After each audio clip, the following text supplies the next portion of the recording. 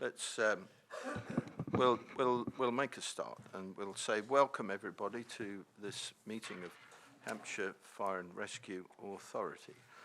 I will first of all read the broadcast statement. This meeting is being recorded for broadcast on the authority's website and will be available for repeated viewing. The press and members of the public are also permitted to film and broadcast this meeting. Those remaining at the meeting are consenting to being filmed and recorded, and to the possible use of those images and recordings being for broadcast purposes. We had a fire alarm test at the last meeting. I see we're scheduled to have another one today at 11:30, which will last no longer than 1 minute, and we will remain in the meeting during that time unless advised otherwise. The microphones, pull the microphone in to you, please, so you're all familiar with the button there, so make sure that you pull it in and can well be heard, and you can be heard. So, again, welcome to the meeting.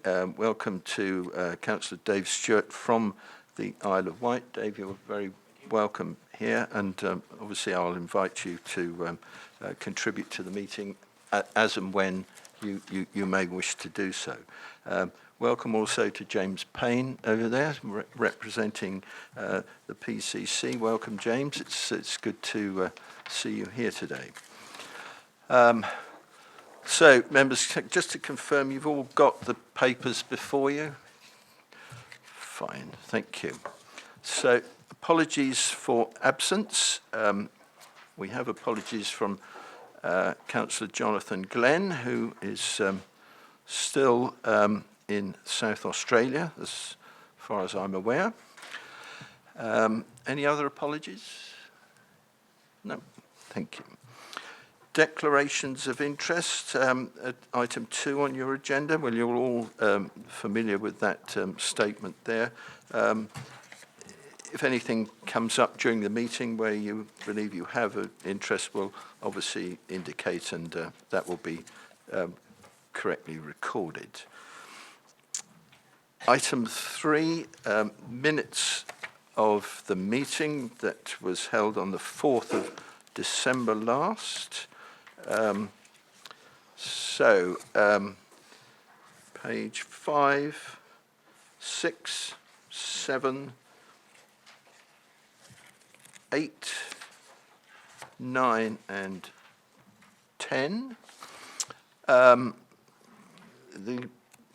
For me, the important item I have with these minutes, and indeed with all of our documents, is to make sure that Dave Stewart's name is correctly recorded. I apologise, Dave, for the fact that in these minutes Stewart is not correctly spelt. I appreciate that Stewart is one of those names that has other spellings, but nevertheless, we all know how your name is spelled. So can we make sure, Katie, please, that the Isle of Wight lead member's name is correctly spelled? Anybody, any other matters from the minutes? All content? Good, thank you. So you're happy for me to sign those minutes, which I will do so here.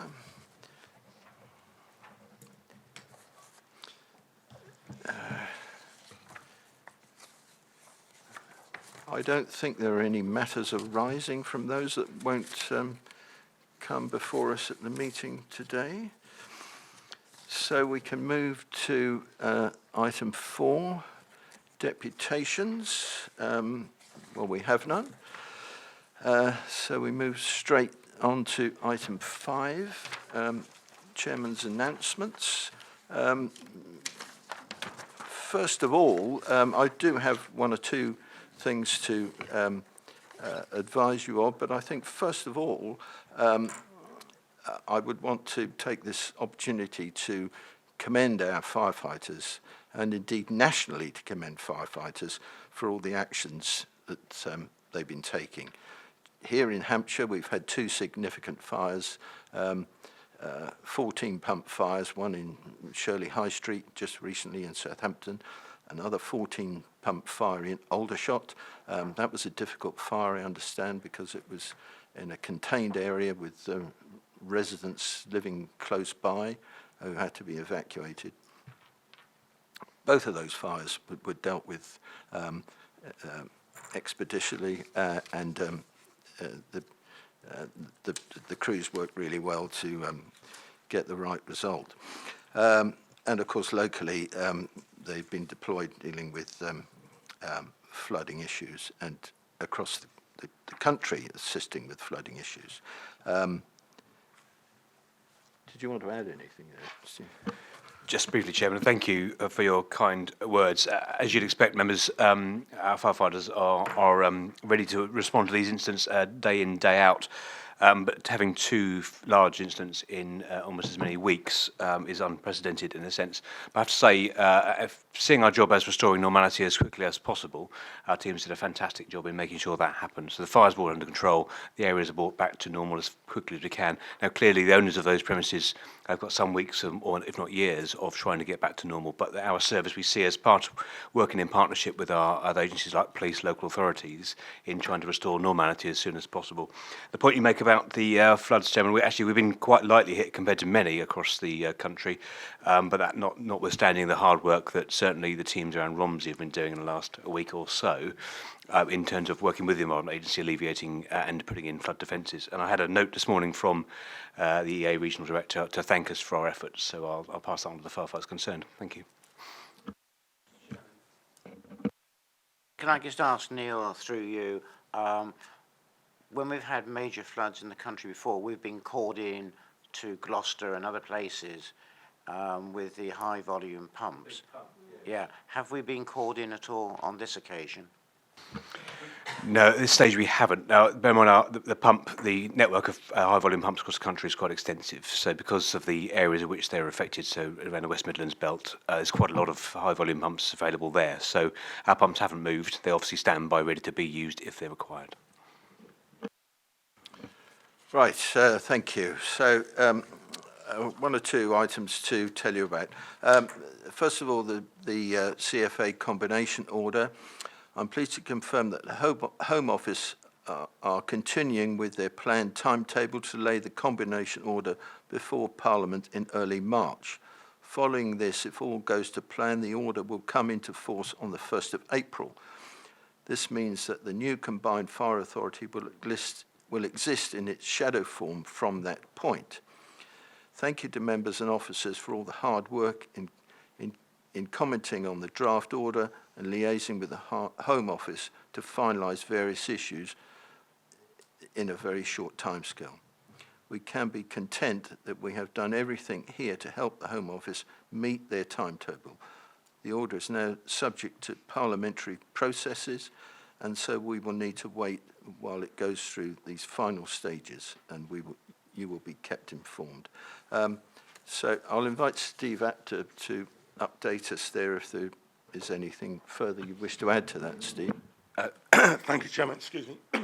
Just a real quick one for me in terms of extending the thanks, and just to reiterate your comments, Chairman, is the work that's gone on in a really compressed period of time since the draft combination order landed, from Paul in particular and his colleagues on the Isle of Wight, Justin Thorne and the team, to be able to pull this together in what has been a be careful with my wording, a very challenging timescale, which was unfortunate considering we could have been in a better position timeline-wise with Home Office colleagues. However, we are where we are, and to turn it around in the speed that the team have has been fantastic. So I think specific mentions to the legal teams. But also for members' awareness, as of the next CFA working board, I take over chair of that, and Jeff stands down as chair. Jeff Housgoes, you'll know, has led on this piece of work for a considerable period of time on the authority's behalf, and Jeff will be leaving the organisation in the early part of May. It was just to put that out there for members' awareness that the work Jeff's done in particular to get us to this position should not go unrecognised, and I'm sure it won't from the authority's perspective. Thank you. Thank you for that, Steve. I really, I'm not quite sure this is the last opportunity for the authority to acknowledge the contribution that Jeff has made. But nevertheless, I would like to acknowledge that formally today, that he has contributed considerably to all that we've been doing over the last few years, and carrying forward the new combination order has been his sort of final hurrah, I suppose. Now, I'm going to turn to Paul, please, for an update on the combination order. Paul, you'll be familiar with the fact that it came before Hampshire County Council as a Part 1 item, which was unanimously voted through. It's Dave, I think it's coming before your authority. Has it yet, or is it? Well, it comes formally before the full council the 26th February. It's already been reviewed by the cabinet, and I'm every confidence it will go through. And I would, at this point, thank officers for the work they've done on that, which is a very reassuring document, I think.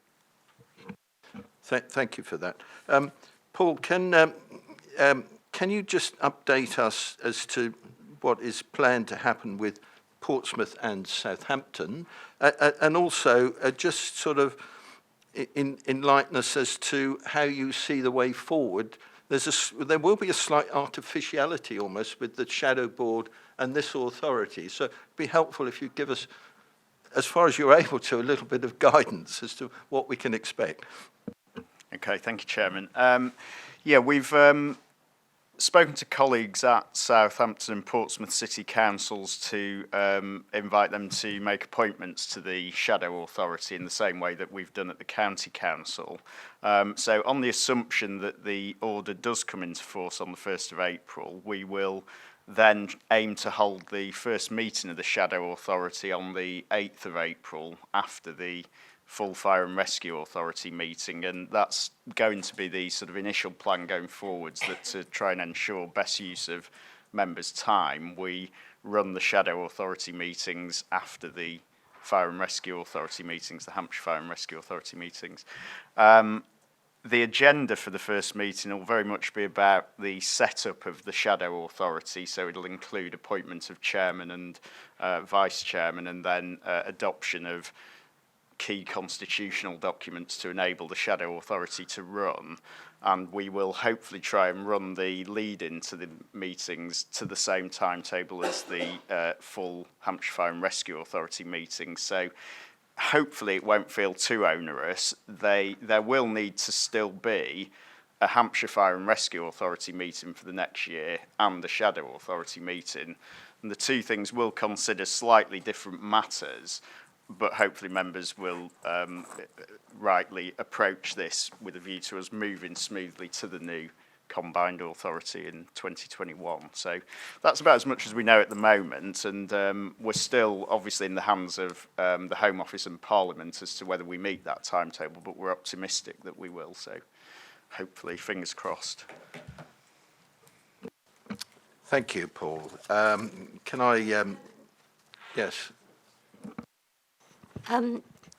So Southampton and Portsmouth will need to appoint sort of before April, before this year's local elections, because obviously the two unitaries we elect by thirds, so we have elections sort of every year apart from when you have the county council elections.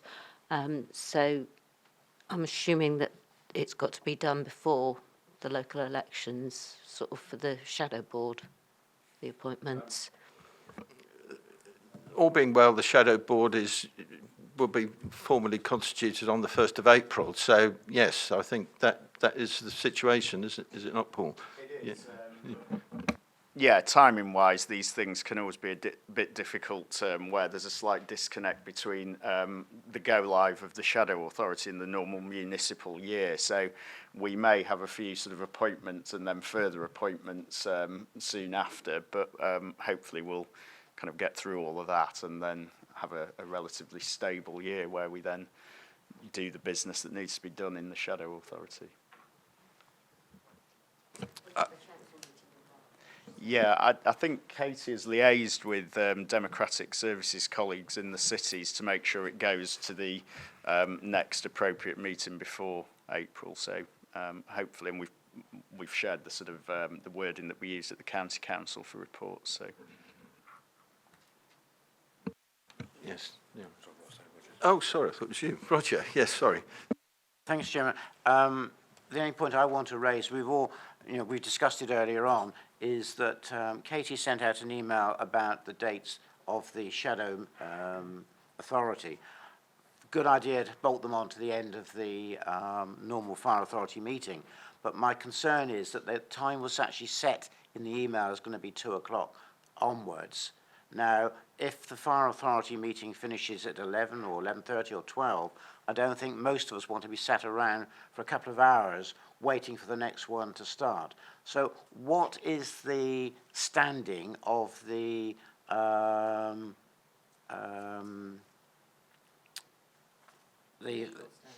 shadow, couldn't hear the words, thank you, David. The shadow board, in the sense of, does it have to be, time is set and you can't move it? Or how can we deal with the situation so that it does follow the fire authority meeting? May have a 10-minute break or whatever between, or go straight into it. Yeah, we'll have a look at that because we've got to give advance notice of the meetings, time and date, but we may be able to give that notice as sort of on the rising of Hampshire Fire and Rescue Authority, the Shadow Authority meeting will commence, so we can have a look at that and make sure we publish the notices in a way that give us that flexibility. I mean, want to just sit around waiting for the next one to start. I take your point, Roger. I think the situation at the moment is that we're not exactly in an unknown state, but it's early days. But we have to publish these dates in advance, and I think well, today's agenda, we've got some really important items on there, but we're not anticipating a very long meeting today. But you know, the agendas going forward may be different. So I think it will be possible, I think, to review that going forward and set the date. But as Paul says, that we have to publish this, and it's a public meeting, so we have to give the public due notice of the meeting. But it will be considered and adjusted if possible. Paul, can I take the opportunity to thank you, and of course your work is not finished yet by any means, and we all know why this has been delayed, because civil servants have been otherwise engaged on other matters. But Paul, thank you for all that you've done to progress this, because, well, where would we be without you with this? So well done, Paul. Yes, I know. Thank you. Right, members, so that was I did apologise to you earlier, didn't I, for my announcements taking time. So that was just the first item. Next one, and it's part of the agenda today, IRMP consultation. As part of the development of the HFRS and IWFRS safety plan, we undertook public consultation for 8 weeks in September-November 2019. A report of the findings was circulated to all of you to allow time to reflect on and consider prior to this meeting today. The process was overseen by the Consultation Institute, who said the HFRS, IWFRS recent consultation was another example of good practice, and we were encouraged by the way in which they were continually open to adapting their consultation to the requirements of their public. The findings from the consultation have helped us to understand the views of the people of Hampshire and the Isle of Wight, and to prioritise our direction of travel over the next 5 years to be able to deliver the best and most appropriate service to them. So, there we are, the consultations. Did you want to, we've got the report before us, Steve, so All I would add, Chairman, is that the safety plan that's on the agenda today has obviously been informed by the comments received from the public during the consultation. Fine. Thank you. So, members, you can obviously comment further on that when we get to the agenda item. Next item, HMIC FRS inspection dates. Inspection dates have now been confirmed, and the inspection of the Isle of Wight and Hampshire will take place separately. The inspectors will be undertaking a preliminary engagement visit between the 17th and 20th of March to develop their understanding of both services. This will be primarily Isle of Wight focused, but given the nature of joint working between the island and Hampshire, there will be various meetings here at HQ. The Isle of Wight Discovery Week will commence on the 30th of March, with the inspection week starting 27th of April. Hampshire Discovery Week will commence on the 31st of August, with the inspection week starting 28th of September. At the next Standard Governance meeting in March, a report will be presented to members on the inspection action plan progress and the 2020 inspection readiness. Now, I did receive a letter from the Fire Minister, which I think is relevant to bring to your attention. This letter is dated the 31st of January, and I'll just read one paragraph from this letter. Inspections are the keystone of this government's fire reform agenda. The Fire and Rescue National Framework for England requires fire and rescue authorities to give due regard to reports and recommendations made by inspectors. I expect fire leaders to work together and, where appropriate, with the NFCC and government to address the inspection findings and take swift action where it is needed. So, you'll note that the Fire Minister has referred specifically to fire authorities there. And whilst the inspectors are saying there is no governance and inspection planned at the moment, our responsibility is indeed governance. So, as far as I'm concerned, the Minister is making it quite clear that it is the authority's responsibility. So, I just think it's appropriate to mention that to you, and that we endeavour to look carefully at the action plan, and that standard governance meeting in March, I would say, is an important meeting. So if I will endeavour to attend that as an observer, and if the rest of you are able to be there, well, I think that would be helpful. Right, so that's that item. So also now, NFCC Protection Board. At the last authority meeting, I announced the formation of a board funded by government specifically related to safety of high-rise residential buildings. This protection board is led by the National Fire Chiefs Council, and its purpose is to develop a programme of work designed to deliver the Secretary of State's commitment to increase the pace of activity across high-rise residential buildings with ACM cladding systems. Hampshire officers are engaged with this group to help shape developments such as a revised framework to help deliver better and more consistent regulations with regard to fire safety. Our officers will continue to engage with and report back to the board, helping shape the national picture, which also helps to make buildings of Hampshire safer. And I think we should add the Isle of Wight in there as well. So, Stu, did you want to add to what I've just said? Just very briefly, Chairman, thank you. Whilst the Protection Board's main focus is on ACM-cladded buildings, I think the term high-risk residential buildings is one that you'll probably start to hear more from us in the service as we look to protect the environment, the built environment. So that's through our teams, not only our technical teams, but also through our firefighting teams, and our focus is around the buildings where people live.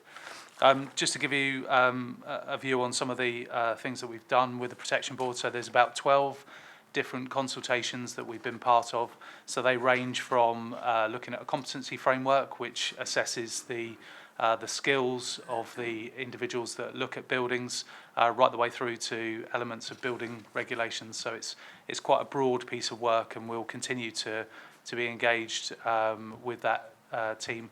And obviously, as we progress forward, we'll look at beyond the ACM cladded buildings into much more of that broader set of the high-risk residential buildings. Fine.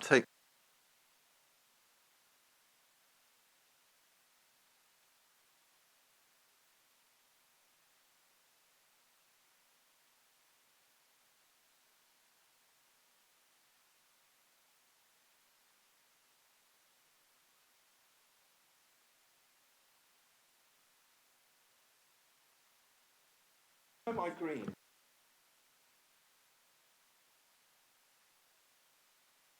What that means?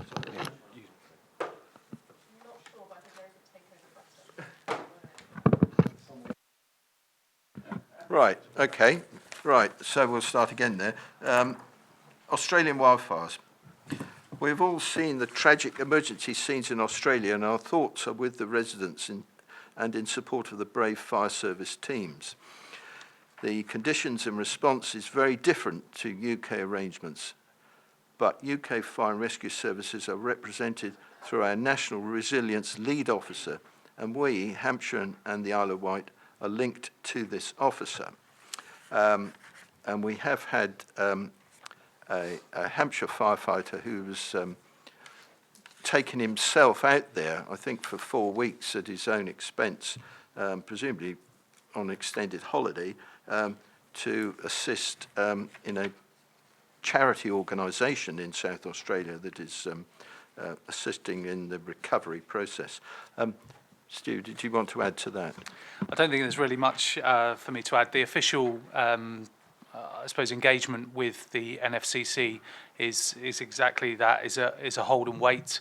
Obviously, conditions have improved somewhat over there recently, so we'll continue to be engaged with the NFCC representative who's actually visited Australia.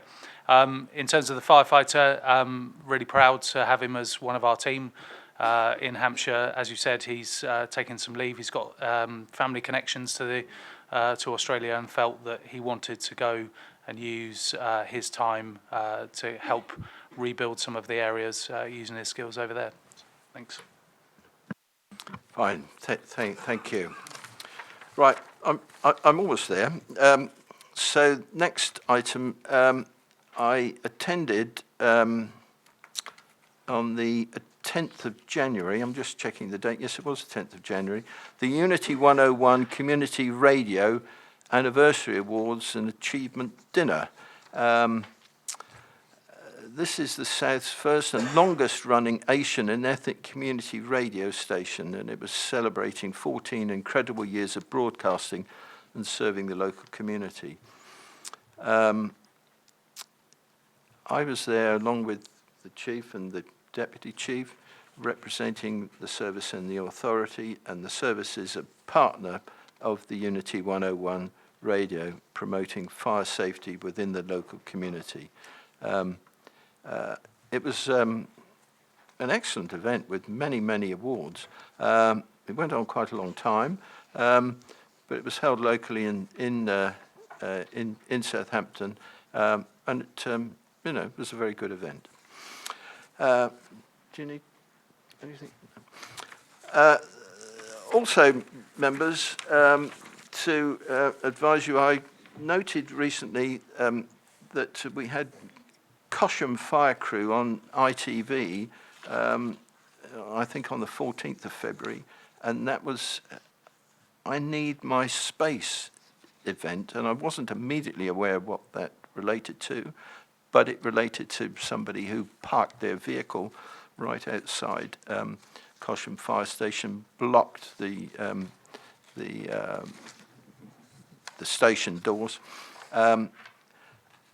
Clearly an important thing to bring to the attention of the public, because we now understand that has happened subsequently at another one of our fire stations. So well done to Cosham for bringing that to public attention, because and it's not just fire stations, it's, you know, the police and ambulance, emergency vehicles have to be able to move as soon as they need to, and we cannot allow, or cannot really sort of have people sort of thinking it's okay for them to block those vehicles. Yeah, sure. Thank you for raising awareness of that, Chairman. So for members' awareness also, to add to what's been said already, I Need My Space was launched some time ago, actually, when Andy Bowers was here still. And the idea of this campaign was really about, not only, as Chairman mentioned, the thinking about where you leave your vehicle, but also how you respond to emergency vehicles that may be in your vicinity.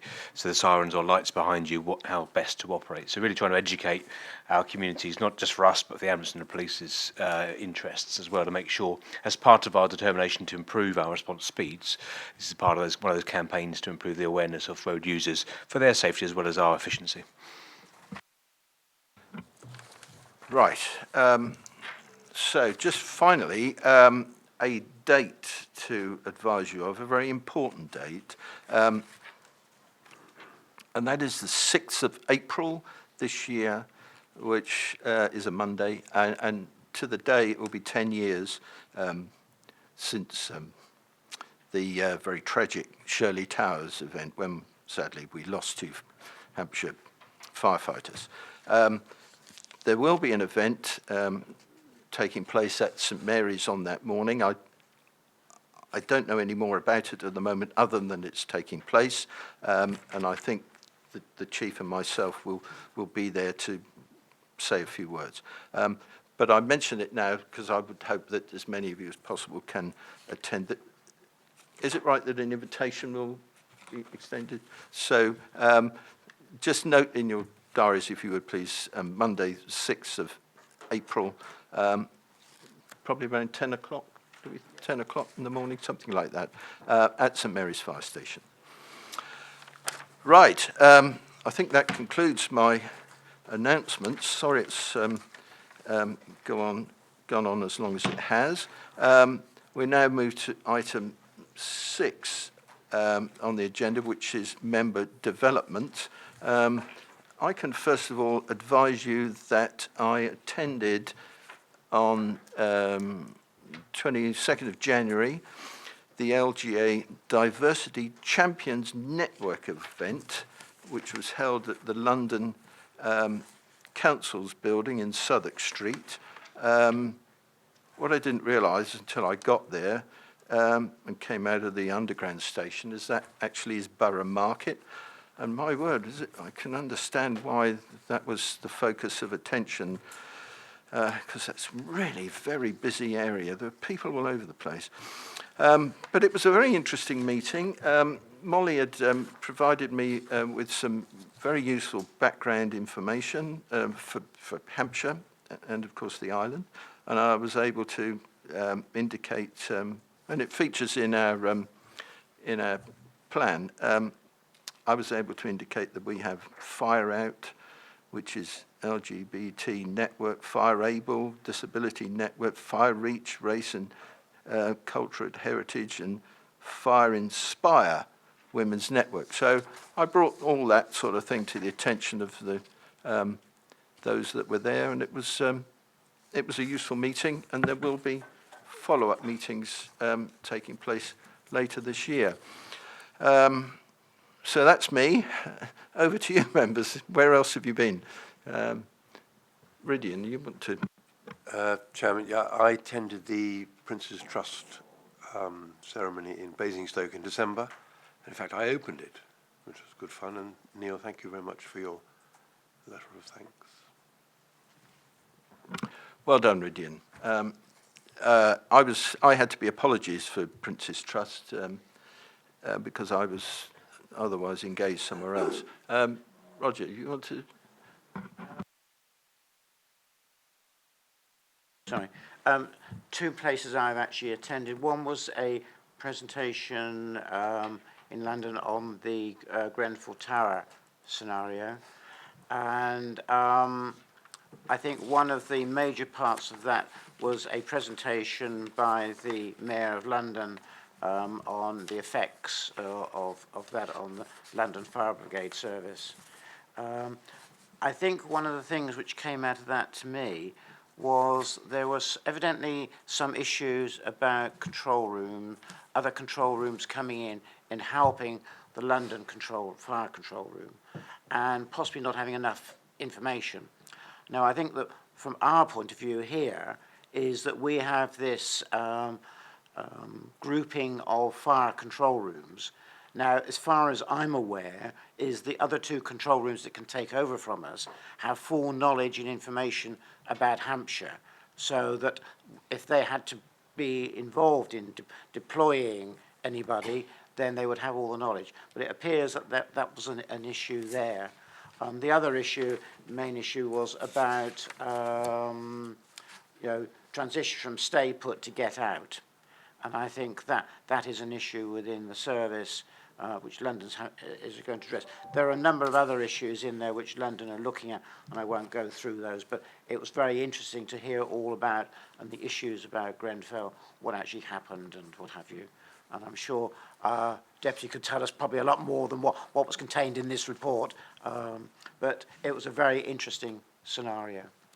The other meeting I attended was the Fire Service Management Committee, and one of the reports which went to that was the report from the Fire Inspectorate, and the Fire Inspector, if I can find the recommendations on it, come on. The Fire Inspector's report finished up with 4 recommendations, and that was by June 2020. The Home Office, in consultation with Fire and Rescue Sector, should review and with precision determine the roles of A, Fire and Rescue Service, and B, those who work in them. 2, by June 20, the Home Office, the Local Government Association, the National Fire Chiefs Council and trade unions should consider whether the current pay negotiation machinery requires fundamental reform. If so, this should include the need for an independent pay review body and the future of the Grey Book. 3, by September 2020, the Home Office should consider the case of legislating to give Chief Fire Officers operational independence. In the meantime, it should issue clear guidance, possibly through an amendment to the Fire and Rescue National Framework for England, on the demarcation between those responsible for governance and the operational decision-making by the Chief Fire Officer. And 4, by December 20, the National Fire Chiefs Council with the Local Governments Association should produce a code of ethics for fire and rescue services. The code should be adopted by every service in England and considered as part of each employee's progression and annual performance appraisal. Well, thank you. You've told us quite a lot there. I think there's a lot for discussion there, but I think it'd be appropriate for us to bring that to an APAG meeting where we can have full private debate on those issues. There was quite a tight timescale there. It took 20th of June, did you say? June 20. Oh, June 20, not June. Yeah, but never. Well, June, not far. So, well, thank you for that, Roger, for bringing that to our attention. We'll come back to that at an APAG meeting.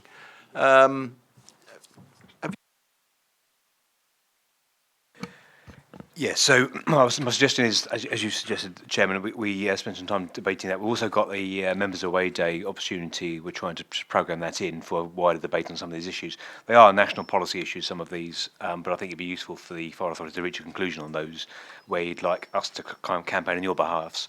But equally, there's some stuff to bring into context for Hampshire that may not be quite as relevant as it is elsewhere. And we will have to decide whether it's an issue for the shadow board, will we not? Right. Sharon.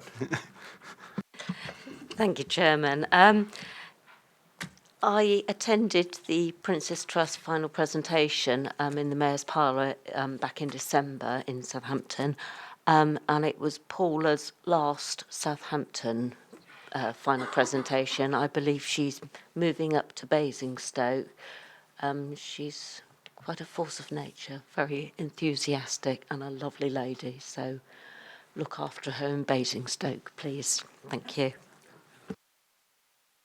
Right, thank you for that, Sharon.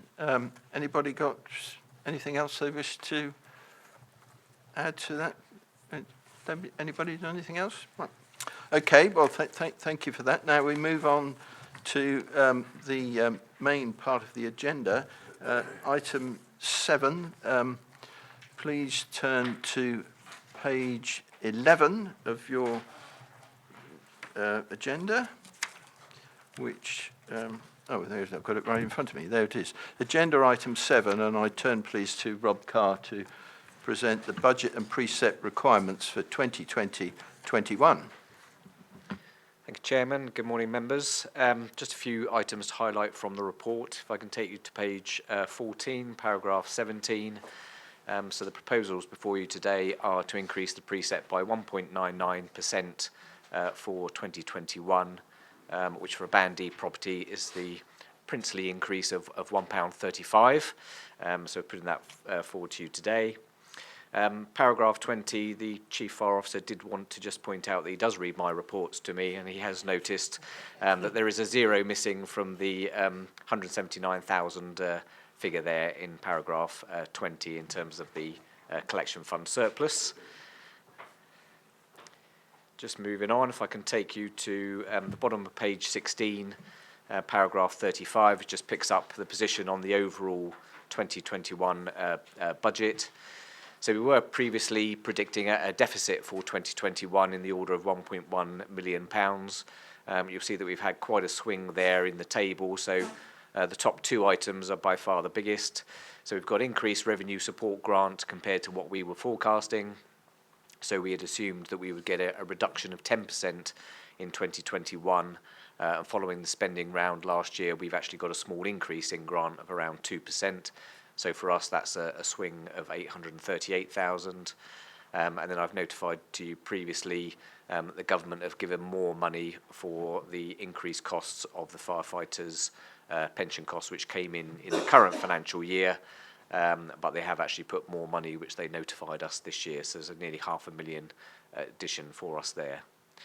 So what that means in the overall budget, paragraph 36, is that for 2021, we do have a surplus of just over £1 million.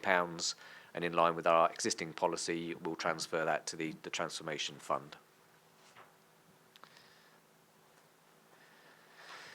So paragraph 46, page 18. So you recall that because we were waiting last year for what we thought was going to be a comprehensive spending review, which would have given us 3 or 4 years worth of grant settlements for us to work on, the 1 year spending round meant that we're still in the position of being blind after the 2021 financial year. So what we've done, rather than produce a medium-term financial plan and make up 3 or 4 years worth of guesses, we've just done an MTFP, an interim MTFP through to 21-22. And you'll see in paragraph 46 the main assumptions that we've used in coming up with the position for 21-22. So all of those bits and pieces there give us a small deficit predicted for 21-22 of £116,000. So the interim financial plan that we're working to, as outlined in paragraph 47, would be to use reserves to balance off the budget in 21-22 with a view to waiting for the full comprehensive spending review later in this summer, and then hopefully by December of this year we will have a multi-year settlement and we'll be able to do a full update of the medium-term financial plan at that point. So I think that's a fairly sound stance for us to take. It does, however, give us 2 potential risks, which are highlighted in paragraph 48. So we could end up looking at a significant deficit in 21-22 if I've got my numbers wrong. and also in terms of if we were to face a deficit in that year or future years, we've lost some of the time that we would normally use in order to get ahead of the curve in terms of our savings programmes. So the rest of that section just sets out some of the mitigating actions against that. So at the top there, I think of page 19, we are well placed to be able to meet on a one-off basis any deficit in the budget in 21-22. So our reserves give us a good position, and we're also putting money away into grant equalisation reserve, which you approved last year. And importantly, at the top there, we contribute each year £6.1 million to reserves. So worst case scenario, if we did end up with a deficit in the order of, say, £4 million, we could just stop those contributions to reserves and balance the budget that way. That does give us other issues in terms of capital, etc., but we could look at fixing that on a longer term basis. The other issue, which we've talked about as a risk, is getting behind the curve on the savings programmes.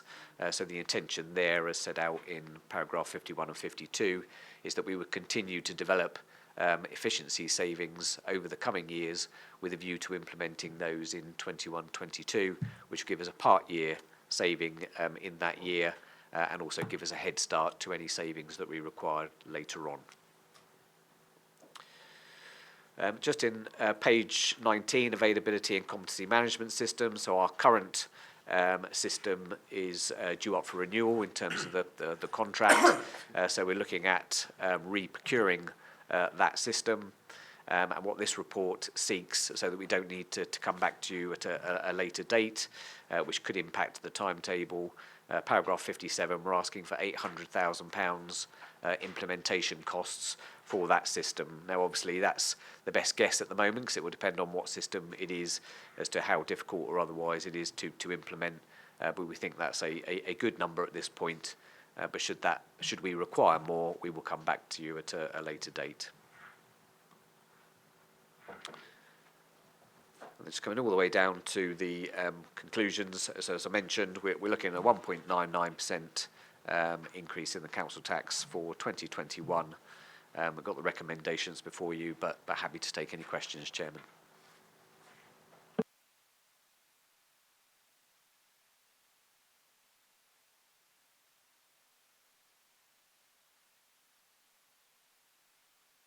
Beg your pardon. Thank you, Rob. An excellent summary of a very good report. Can I again commend you for your excellent stewardship of the finances for the fire service. Members, any comments, please? David. Paragraph 14, Rob. I couldn't understand how you managed to put the first two bullet points. It's just a strange juxtaposition. We've got increased business rates and increased cleaning costs. Exactly how much extra are we spending on cleaning out of the 153,000? Paragraph 14, page 13. I have absolutely no idea. I would hope it wasn't a large proportion of that 153,000. Well, so would I, which is why it just stood out. Yeah. And the one underneath, exactly the same. You'll see that we've got a £249,000 overspend, which is replacement tyres on fire appliances. You think, OK, we've had to replace all the tyres. And then it says firefighters' expenses. Well, exactly how many firefighters have we been sending up to Scotland and back? So I can answer that one. So I think the tyres is about 50,000 of that amount. And I'll let Stu answer the travel claim one. Yeah, exactly how many times did you go to Australia, Stu? Almost. Sorry. Well, I was just going to come cleaning costs, of course, with increased costs with fire kit, isn't there? Is that what that relates to? Or? No, I think it's cleaning costs of the new building. So which obviously we should have picked up as part of the budget setting, and I know that we've put both of those right as part of the 2021 budget. I was just going to pick up on the travel costs. So the tyres are due to a piece of legislation that came in, which meant that tyres had to be replaced on all of older fleet. So that was unseen. The other travel costs are to do with firefighters travelling around the county. So where we've squeezed on stations, we've moved people around on a ad hoc basis sometimes, so our staff bank. So we've changed our operational procedures, so that should start to reduce. So it's just a kind of a one-off sort of pressure, I suppose, but it will start to come down. Thank you. Right, so Roger. Thank you. Rob mentioned that on page 16, that the increased fire pension grant of 493,000, but the letter which I had on the 6th of February from the Home Office says the grant is the same as last year. And if I go to the other one, it tells me that the Hampshire grant is 3443001. So is it the same as last year, or is it an increased amount giving us this figure of 493 extra? So they first gave us the grant in 2019-20, so built into the budget is about 2.9 million. Yeah. And then during this year, they notified us of an increase in the 19-20 position, and therefore, effectively, they're giving us 3.4 million this year in the 2 bites of the cherry they've given us, and they've just notified you that the figure for 2021 is the same, if that makes sense. So they've given us an increase during this year, which takes us up to the 3.4 million, and they're now saying what we'll get in 2021 is the same as that 3.4. So that the 4.93 is covering 2 financial years? So we've got an extra 493,000 in the current financial year, but we expect that to be ongoing. So the letter says that the following year years are to be reviewed within the spending, what have you. So we're not sure about that yet, anyway. Yeah, so that's still in dispute, yeah. Thank you. Right, thank you. So Jason, you had a question. I did, in fact I have, not particularly, just a purely curiosity one. If I go back to the intriguing issue of cleaning, back to 14 really, when we talked about the issue about increased cleaning costs, which has been somewhat addressed. It was just one to ask, do we actually have an in-house cleaning team or do we have an external contractor? That's my question, thank you.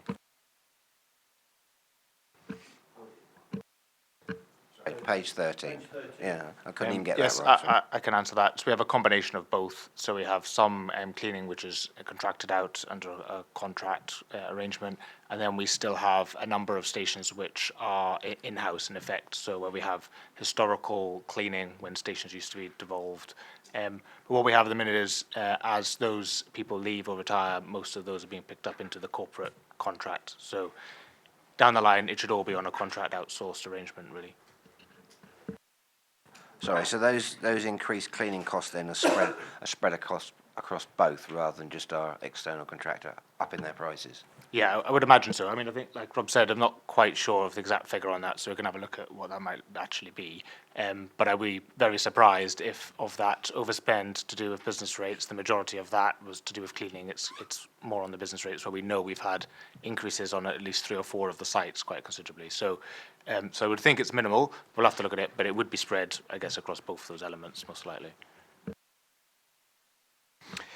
Thank you, Chairman. And to add to the intrigue of cleaning costs, because I've never seen too much interest in cleaning costs, but it's good though, in a way we're sort of scrutinising his numbers. We'll provide some further update for the minutes and for the next meeting. But to make the point also, before we set any hairs running here, that fire crews on fire stations do an amount of cleaning themselves, clearly, appliance space and those sorts of things. They regularly clean areas of the fire station. These are about areas of offices, areas, as sorts of areas which we use contractors for. I wouldn't want to spread the myth that firefighters don't do any sort of cleaning or any sort of their own stations. Well, they certainly clean their fire appliances, don't they? Because they always look bright and shiny.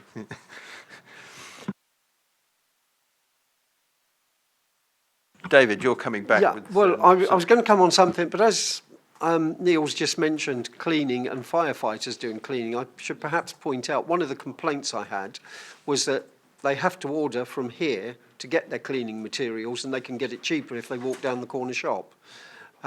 So it's something we may want to look at, especially if we're looking at so much money on cleaning. My question on this now, Mr. Chairman, is page 17, paragraph 39, probably to Matt. We're putting in £80,000 to resolve design flaws. Whose design flaws? Was it the architect or was it us? Because if it's the architect, why are we paying? So this, every time I say this, it never gets a huge satisfaction. But the construction contracts are inevitably very complex, and therefore identifying the responsibility of different parties, whether they're us as the client, the end user of the building, or our appointed design teams who act under our instruction effect, or whether it's the contractor, is very difficult. And equally with this particular project, as members are aware, there's been a number of complications in the ground and in the design of the building, which the contractor are addressing.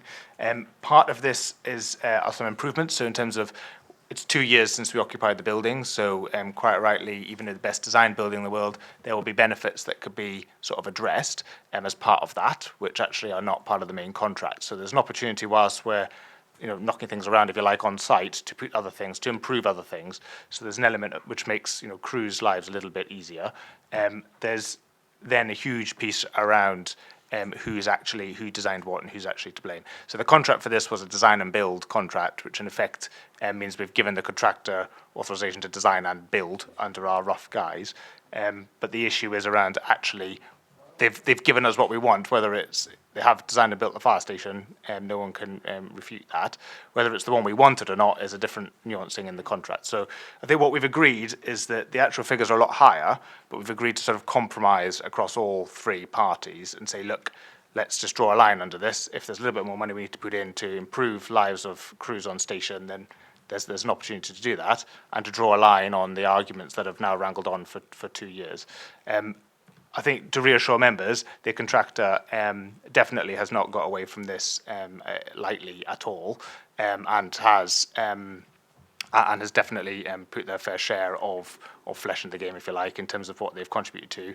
And we've claimed what are called liquidated damages, but in effect a financial compensation for the delay and the issues on that site for years. So they've paid a huge sum of money back into the programme, which have obviously offset and mitigated how much more money we've needed to put in the first place. So I think I don't have a straight answer, but it is a very complicated discussion, and through legal teams and advisors and everything else that have been ongoing for over 2 years now, the compromise is to draw a line under it at this point and sort of move on. Thank you for that, Matt.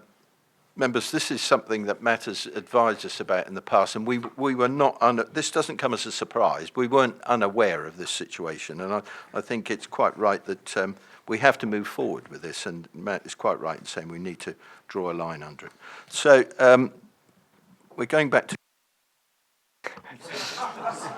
This is my favourite theme of the day. Thank you, Chairman. I just want to just nip back to something Councillor Simpson said, just to avoid another unnecessary headline if we're not careful. So the point about the what has turned into rather a mythological beast over the years, in my time as a firefighter, as well as current firefighters, is we can get it cheap on the local sort of corner shop or something. The point is our team, Matt's team, does a great job at driving value for money all the time. And when you're buying cleaning materials across a whole fleet or an organisation, or several organisations in this case, we constantly drive for value for money. Now, so I would challenge whoever thinks that we can get it cheap on a corner shop to let us know where they get it from, and we'll certainly think about purchasing it there. But we are very careful about value for money and what we buy and how we buy it, and make sure it complies with all the regulations and we get good value for money for the public purse. Right, thank you for that. I think perhaps we need to record that Councillor Hockley has left our meeting for a medical appointment. So he told you? Yes, good. Okay, thank you. Right, any other points, questions you wish to bring up? Members? No, everybody content? Okay, can I take you then to page 24, which 24 and 25, where you have the recommendations. Can I just check with Katie or Paul?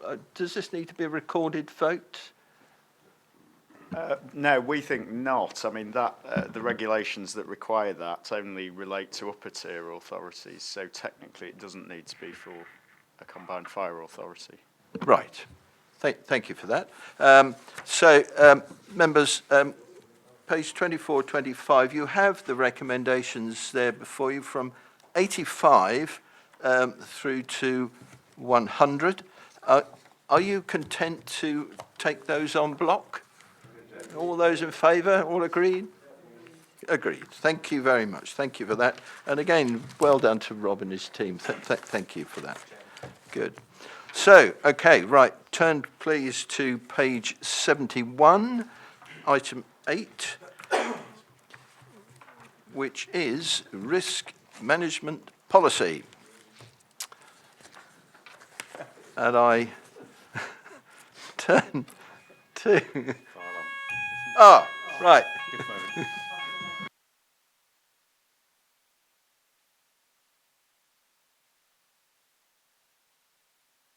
Well, that was expert timing, wasn't it? Yeah. Over to you, Steve.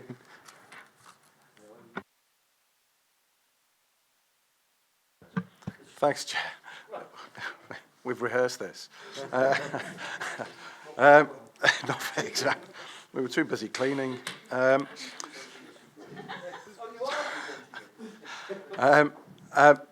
Thank you, Chair. So the risk management policy, just very quickly in terms of background, some time ago, authority members will be aware, we've moved and revised our policy approach. Some of this was as a result of HMI, the review HMI across Hampshire and the Isle of Wight some time ago now, the first tranche of inspections, which identified some challenges around some of our risk management, some of our policies being out of date, etc., etc. Also, a review and internal audit done a couple of years ago, which identified some areas that needed strengthening. What we've introduced is a policy approach which has policies, a policy position statement set, procedures underneath that, and then guidance. And what members are seeing here is effectively the first of those strategic policy positions coming through for authority approval. So the policy position is not, by default, a great lengthy tome of risk-based information. It's a strategic policy position of the authority. So in terms of the report that introduces that, it's proposing our risk management policy position. What we've also taken is a fundamental review around, and it links well with the next item on your agenda, around the safety plan, which is considering risk across the external risks that we need to consider as an organisation, i.e. our integrated risk management process of how do we make our communities safer, but also aligning that more closely with our internal risks, and the observation being that we've looked at those risk areas in almost mutually exclusively in the past, and the idea being we take a more cohesive risk management policy position. From a members awareness, the conversation we'll have in the subsequent agenda item will start to bring this to sort of some bit more reality, really, more obvious as we go forward. But in terms of introduction, it sits with our new policy framework, policy position set by the authority, and it's proposing a single organisational risk register that's live, that we use to manage risk within the organisation more effectively. And within the paper that will come, should it be approved today, the next authority, the organisational risk register will be presented to you in terms of closing down the previous and presenting, turning this policy position into reality. That's it from me, Chair. Thank you, Steve. The only question or comment I've got, I see it says next review, 20th of January 2024. Is that, well, that's 4 years away. Is that right, or should we be Sorry, Chairman, just looking at this before that date? It's on Appendix A, isn't it? Yeah, so what this is, whilst the policy position gets reviewed on a longer term period, the procedures that sit under it and the organisational risk register itself will be reviewed continuously. That's what I expect, So yes. the policy position, we see as a longer term policy position, barring any changes, any impacts or any issues that would be escalated, at which point we may need to bring forward a review. But it's seen as a longer term policy position, so 2024 seems a reasonable planning assumption in terms of managing risk at this level. Thank you for that clarification. Incidentally, it doesn't say, I mean, that's Appendix A, and the other document is Appendix B, but it doesn't say it on it, does it? Don't think it does. Members, any comments? Any questions? Yes. Thank you, Chairman. I'd just like to say I really welcome this, and I look forward to see the organisational risk register. Right, thank you. Dave, yes. Well, just to say, my name's at the bottom end of this alongside yours, and I think it's important to say that I'm very pleased with this applicant. I think it's a very clear statement, not only for the community of Hampshire and what, but actually for the impending inspection that is coming in both Hampshire and the island, that we are being very strategic in our thinking and Steve has only given me an outline briefing over an hour, so we've just been very supportive for appreciative work that's been done with the whole work. Fine, thank you for that. So, who else? Nobody else? Right, so you've got the recommendation on page 74. You're still right, switched so- on. Right, so you're happy to accept that recommendation then? All agreed? Good. Fine, thank you. Thank you, members. So I purposely didn't say this to begin with because I wanted you to debate the actual policy. But a great example, the first of this type, as Steve's outlined, the idea of the authority setting policy for the service. Some policies will be set within my own team because they're really about our staff and the employment issues of our role, my role, which you delegate to me. But matters like this, which are strategic policies, which would be one for you to consider. So in our away day, we'll discuss some more other policy areas you may want to consider going forward, and we'll develop them with you for a decision at some point in the future. So I'm grateful for your consideration today, and this will really set the future of how we do things in the service across Hampshire and the Isle of Wight. Right, thank you. Okay, now we move to item 9. Important document, well, the main part of your agenda. So please turn to page 79, where you've got the Hampshire and Isle of Wight Fire and Rescue Services Safety Plan. And it starts off with the consultation, and page 151 has actually got the safety plan document. So, who's going first? I will go first. Right, okay. Thank you, Chairman. This is the one I was supposed to go first on. Okay, before I ask Steve, who's been leading this work, to talk you through the paper and the plan, a comment and thanks to members here and on the Isle of Wight. Actually, I know have been engaged in this conversation, but actually a huge thank you to our community who have been asked to get involved in this thinking, the consultation that happens beforehand. We've always seen here, and you've been very clear about what your expectations, always seen this as a meaningful exercise to seek views from the communities that elect you to make sure that we put those feelings and thoughts into our plan. And a great example here was being asked by the HMI about what our community thought about a more diverse workforce. Now, that was a question really to test us, I think, about how we engage our communities in driving what we believe are important. So we may believe, and we do believe, a diverse workforce is vital, but what do our community believe? Now, we've now got it clearly from the horse's mouth, so to speak, that our community also think that's important. And they've also, during this consultation, indicated what other things are important to them. And we can then have a very clear mandate on what goes in the plan and how we drive that forward into the future, knowing that our community have supported that and given us a clear steer as authority here and currently on the Isle of Wight as to what's important to them. So I'm grateful for the team. We've done an enormous amount of work to get this to where it is. We have also consciously made this a written report without any glossy pictures this time round. And that's, again, a different approach to ensure that we all focus on the words and the meanings of the words and the plans of delivery.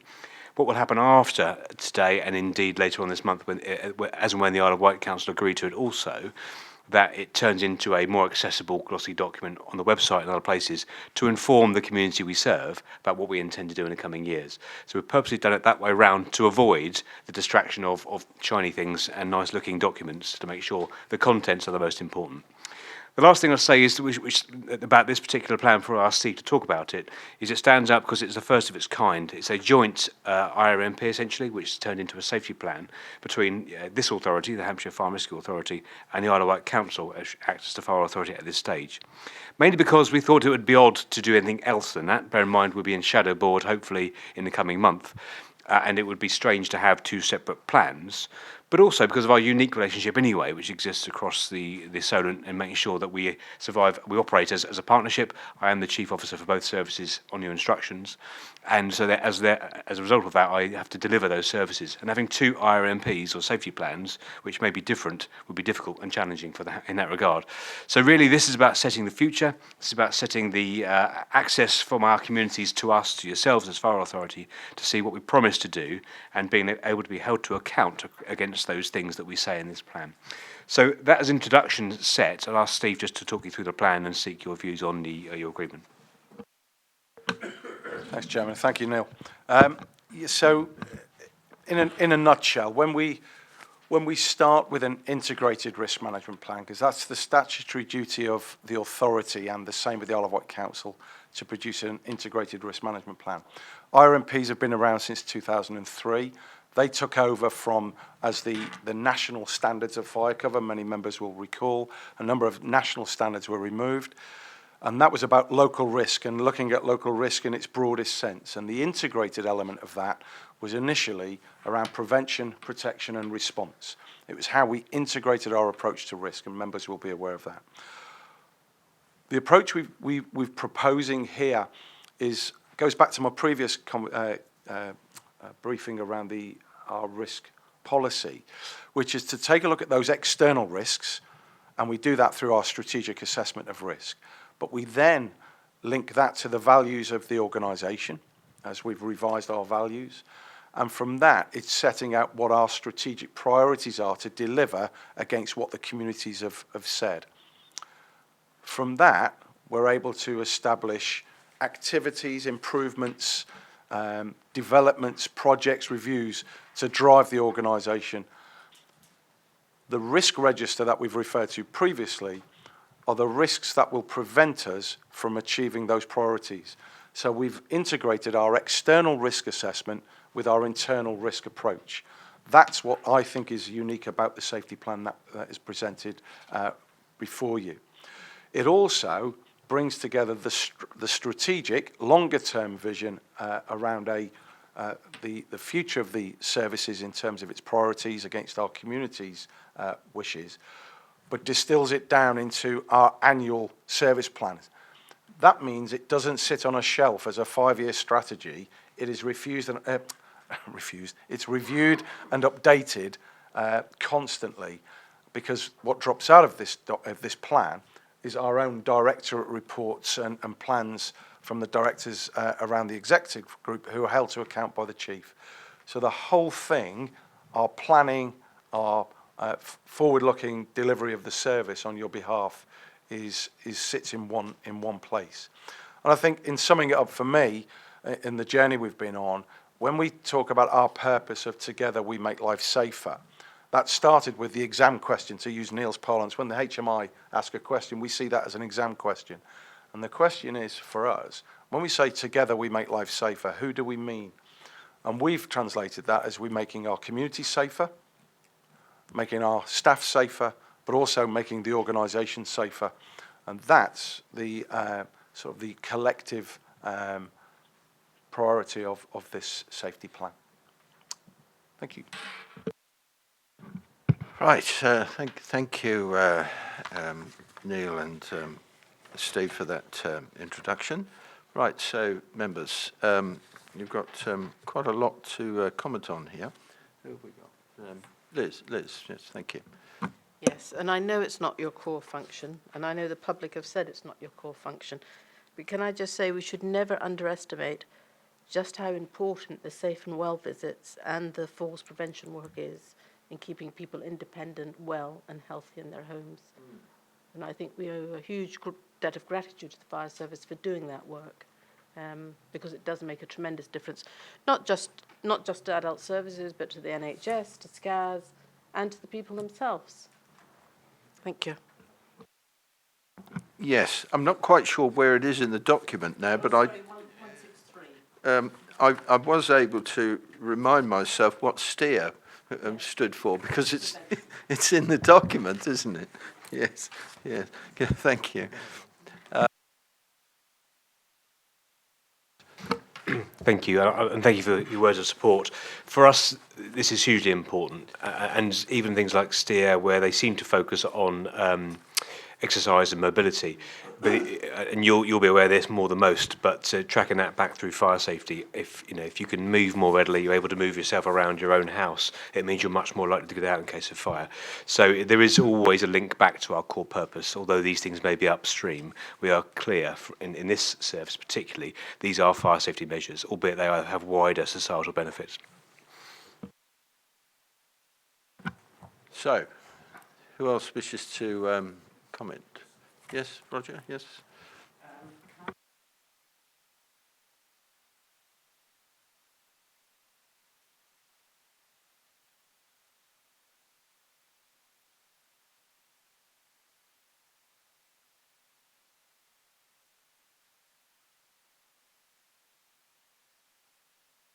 Sorry, thank you. When one reads the comments which people have put in, it gives the impression that we don't provide a very good service for mental health. I have some suspicion of where those comments have come from, but having said that, it doesn't look particularly good. And I'm just wondering whether the second from the bottom bullet point on page 172, we will commission an independent review, is where are we going to commission that from so as to make sure it is purely independent and the advice which we are given will support the needs of our firefighters through mental health, etc. Thank you. I know a number of my directors would want to come in here, but just to make the general point, that in these public consultation arrangements, we understandably and quite rightly are open to whoever wants to have a view on our service, and they're entitled to it and welcome to it. So we read those comments, take the comments very seriously. We are under constant pressure about mental health across our workforce, and as you'll know, we take that very, very seriously.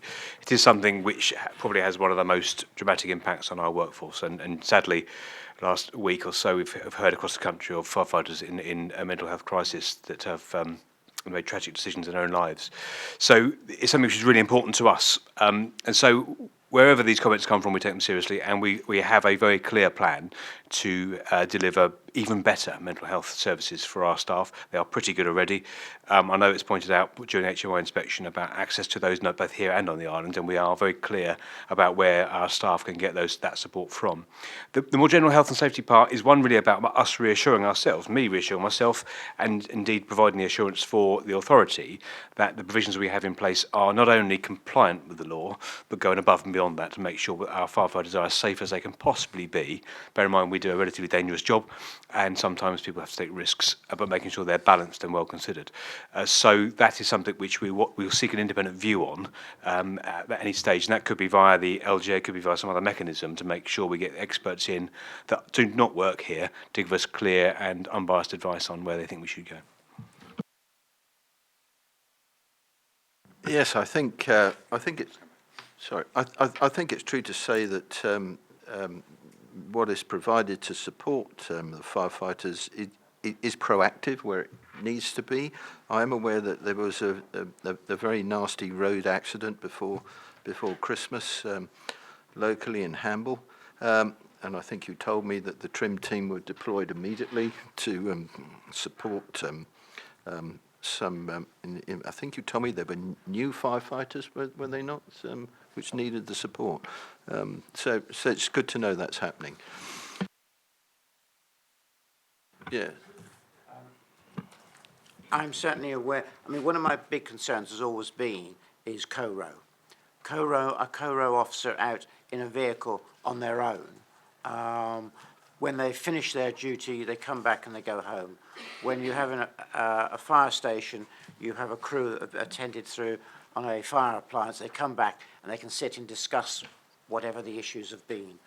I do know, and I was told that with co-row, is if anybody died during their period of operation, then they were offered support. And I had that proven to me by when I was at a local station, is the co-row officer had just come back in and somebody had died during his term of duty. And before he actually got back to the station to drop the vehicle off, he had been contacted by the control room. So in my mind, what we say is actually in operation, and it's to the best of my knowledge and ability is working. So I'm very happy with that. The other issue that I wanted to raise under this document is on page 179. It says high performance, our diverse teams are trusted, skilled, and feel equipped to deliver a leading fire and rescue service into the future. Our improvements for year one. I think there's one item missed from year one, and that is that to review our sprinkler policy. We've talked about it. We've talked about it in APEC. We've talked about it here. That there is a need to update it to, and it's been said that we are going to look at it. But I think it should be in this document. Whether that is the right place to put it or somewhere else, I will take advice from others. But I think it needs to be in here that we will review our sprinkler policy because it is a very contentious issue. Yeah, thank you. I think you make an excellent point about the sprinkler position or the sprinkler policies it will turn into, because it relates to the former agenda item about policy positions reached by the authority. And I think, as we've discussed here, the idea of timing with Grenfell Phase 2, the timing of that consideration for the authority to be best informed as it can be. So yes, it could well be in here, and no problem with that, but I think there's a general policy review across this year and next year, which we'll continue to do. It's almost business as usual for the authority anyway, but I think that should be a really important area of focus. So again, we can consider where it should fit in here, whether it does or not. I'm happy to be led by the authority. If you really want it in this plan, we can put it in. Whether it's in this part of the document, I don't know, but I can undertake absolutely to that will be part of the key priority for policy review going forward. Mr. Chairman, I would like to personally would like to see it in the plan because I think that we've said I don't want it to get lost in any way. And I'm not saying the officers will lose it, but I just want to make sure it's in a plan so therefore we can see that we're actually picking it up and dealing with it. I think it's a separate policy, but it probably needs a cross-reference that it exists and is going to be reviewed on a yeah. So can I suggest, if authorities are happy to do this, page 181, which is learning and improving on there, which is about we have the support of policy and guidance with the freedom to use our discretion to do the right thing, learning from ourselves and others, that we put in the general phrase about reviewing our policy, authority level policy suite, including sprinklers, or some phrase like that, which will be added to that list if everyone's happy with that. If you're happy to leave me to adjust that to make sure it's included. I just wanted to highlight it, Mr. Chairman. Yeah. It is an important issue.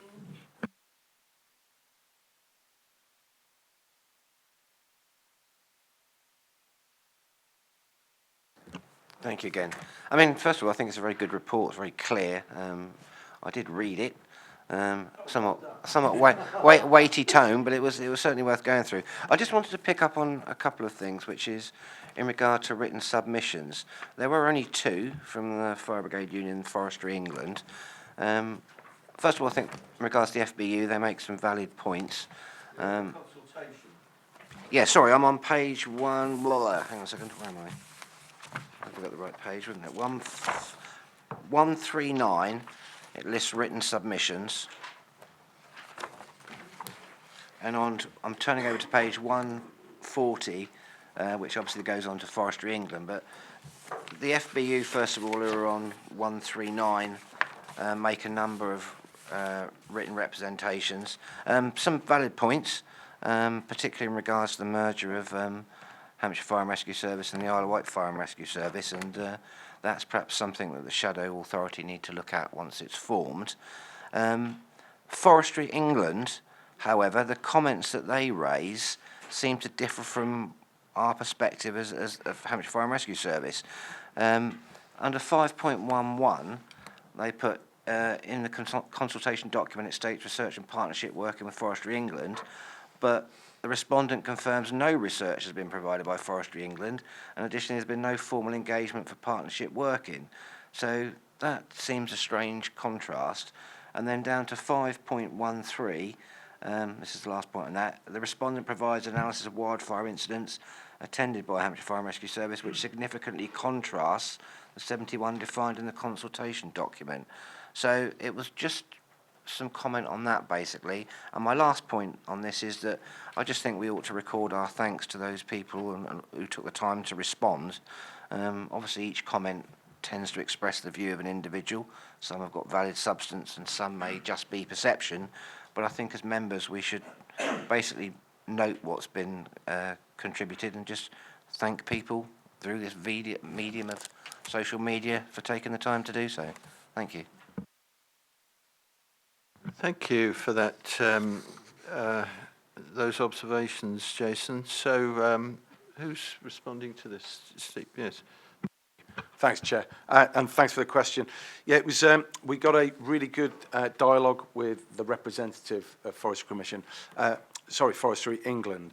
I think it's fair to say something I discovered. I think the individual used to work for Hampshire Fire as well, so there was a bit of vested interest from the individual concerned, which was useful to know. Subsequently, we've now met the team through Area Manager Kev Everett, and some of my team have now met with the individual concerned. Because my question when I saw that was, have we made a mistake? I think the conversation was more around Forestry Commission rather than Forestry England, because we've got multiple partners who have statutory duties in that field. I think what it did bring out during this period of consultation, and we've reflected that in the report, certainly in the plan, and certainly at directorate level going forward, is how we better engage with all partners who've got a vested interest in what is a risk area for us going forward, particularly in light of some of the extremes of weather and therefore the incidents that we're resolving. So from a Forestry England perspective, subsequent to this, we've met and we've got a good dialogue going now. Certainly in terms of the Fire Brigade Union, separately to the questions that were asked of a time here, and we'll see the narrative has changed from Rob's finance report today. Is a different. We were working on some planning assumptions when this went to consultation some months ago, and the dialogue with the FBU and the rest of the rep bodies has been incredibly positive around the intent. This is more forward-looking rather than just looking at how do we stop doing things. So that dialogue continues. And the third strand to that, particularly around the combination. So we work particularly closely with the regional Fire Brigade Union rep, because the Fire Brigade Union, on where there's combinations or outsourcing involved, they defer to a regional process. So we've got good dialogue going there as well. Thank you.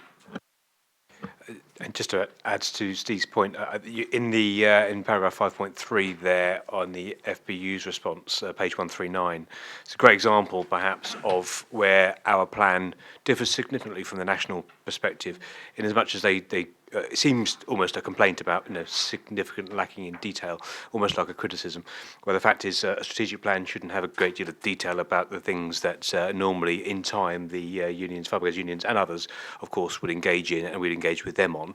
So the efficiency measures we've already spoken about, for example, whatever they may be this coming year, and Stu Adamson will work on those with the union. They're not matters for the IRMP, not matters for public consultation, they're matters for us changing maybe the way we do things internally, as opposed to any great shakes that the public would concern themselves with. For example, if it would be a change to the provision we provide the community in terms of numbers of fire engines or fire stations, then that would be a matter for the authority and public consultation. If it's a matter of maybe how we crew things or what kit we have on a fire engine, that's a matter for local conversations with the unions, with our workforce, to make sure it's effective and efficient as possible. So those are things which they understandably have a concern about, because they seem to think sometimes we're hiding great plans up our sleeves, and actually this is a strategic plan about directing the future in very broad terms for the authority to steer us. Thank you. Right, thank you for that. So now I'm going to you Dave, please. Yeah, thank you, Chair. Just 2 comments, really. First of all, I'm looking at this in the context of it being a really good audit trail for others that may follow.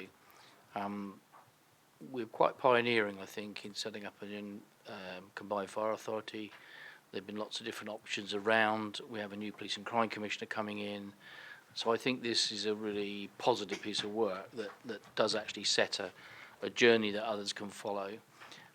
We've got a process we're working through on the island at the moment called One Public Service, where we're trying to look at every possibility. And Liz really touched it for me when she talked about social care, because actually we're all in the public service and we're all working across each other's world now. So data sharing, I was just talking to James that 22 systems come through the police data system now, so that when you ring the police, they are able to cut across a whole range of areas and give value from the data input and the energy they put in there. And from my own experience with the fire service recently, training and development, for whatever reason, which they may regret now, I was given access to your leadership program training the other day, but it was really interesting. And in fact, from that, there was one particular officer whose name I can't remember, who I've invited to come and join some of the work we're doing in the local authority around training and development, because a lot of the soft skills around staff development and leadership are common, whether you're in the police, the fire, the local authority, or whatever. And I think there's a real opportunity to share that experience. So I call this a living document. I particularly like the values that I've now seen twice, and actually trying to apply people's mind to what that really means when they walk the talk. And I think there's just some really good work here that I suspect when the HMIC comes in and asks questions about, and I see they're in my diary for not too long ahead, I will be able to speak positively about this, because this is a really good piece of work. Thank you, Chair. Thank you very much, Dave, for those helpful comments. Sharon, please. Okay, right. So, who else have we got? Anybody else wish to add anything? Right, okay, well, thank you for your contributions. This, as Dave just said, this is a living document. It will come back before us. So I'm going to a recommendation, but where is it? Page 83. 83? 83? 83? Can I find it? Is it 83? Yes. So option 1. You're all content with option 1? Do you want me to read it? I'll read it. It's such an important, for the benefit of anybody who's watching or listening, that option 1 be approved by Hampshire Fire and Rescue Authority to adopt the aligned Hampshire and Isle of Wight safety plan for 2020 to 25. And you all agree? Good, thank you. Yeah. Broken machine. Members, thank you. Just on behalf of my team, can I thank you for your leadership in this regard. It is your plan. Obviously, it will now go to the Isle of Wight Council for consideration in a couple of weeks' time. What it allows us to have now is clarity about how you're holding us to account. That's important not only for our daily lives in terms of our profession, but equally as important for those who come and scrutinise us from externally to show that the Fire Authority is doing its role in leading our work. The annual delivery plan, which is described within the safety plan, it will now be reported reported back to you as we progress against it from April onwards. And we'll also do a close of year report to you to show you how we've closed off this previous RMP delivery as well. So you'll get further clarity as we go forward for the next authority meeting and the one after that. So you can see how well we're delivering against those, and obviously via the normal routes of standards of governance, we'll report back against performance there. But I thank you for your leadership here, and we look forward to reporting positively about the ongoing delivery we're making. Thank you. Right, thank you. So we now move on to item 10 on the agenda, which is exclusion of the press and public. And it's time to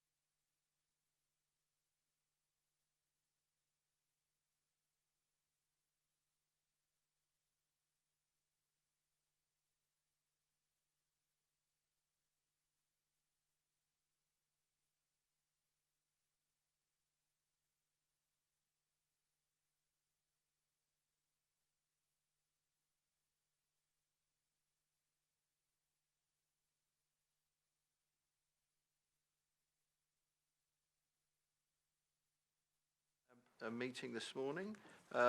Thank you all for your attendance and your contributions this morning, which have been really helpful and valid because we've considered an exceptionally important plan this morning, given that we're just moving into an inspection regime yet again. So we will, what's the time? 12:05. Well, if we have to have a shadow board meeting, I hope we're not going to wait nearly 2 hours for it. So we will be looking at that situation. Thank you, everybody. 12:30.